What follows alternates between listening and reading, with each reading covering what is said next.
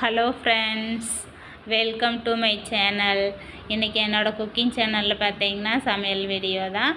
ஒரு ராகி மாவு வச்சு சூப்பரான ஒரு ஹெல்த்தியான ரெசிபி பண்ண போகிறேன். வாங்க எப்படின்னு பார்க்கலாம். ஒரு கப் ராகி மாவு எடுத்து நல்லா சலிச்சிட்டு அதை வாணலியில் போட்டு சூடாகிற அளவுக்கு வறுத்து எடுத்துக்கலாம்.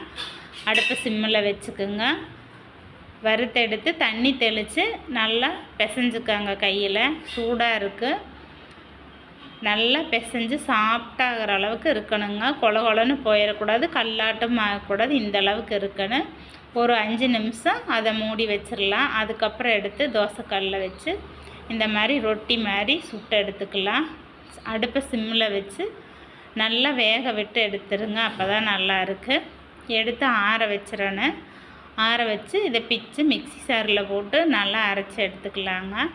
இது கூட ஒரு கப் வேர்க்கடலை, முந்திரி, ஏலக்காய், கருப்பட்டி, பனங்கருப்பட்டி சேர்த்துருக்கிறேன் நான். இது எல்லாத்தையும் பவுட்ரு பண்ணி உருண்டை பிடிச்சோம்னா ஒரு சூப்பரான ராகி உருண்டை ரெடி ஆயிருங்க. அவ்வளோ டேஸ்ட்டாக இருக்குது. உடம்புக்கு ரொம்ப ரொம்ப நல்லது.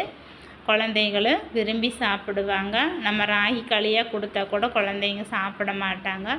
இந்த மாதிரி உருண்டையாக பிடிச்சி கொடுக்குறப்ப ரொம்ப விரும்பி சாப்பிடுவாங்க. இனிப்பு சுவைக்கு சர்க்கரைக்கு பதிலாக இந்த மாதிரி கருப்பட்டி, கரும்பு சர்க்கரை சேர்த்துக்கோங்க. வீடியோ பிடிச்சா லைக் பண்ணுங்கள், ஷேர் பண்ணுங்கள், கமெண்ட் பண்ணுங்கள். மறக்காமல் சப்ஸ்கிரைப் பண்ணுங்கள். தேங்க்யூ.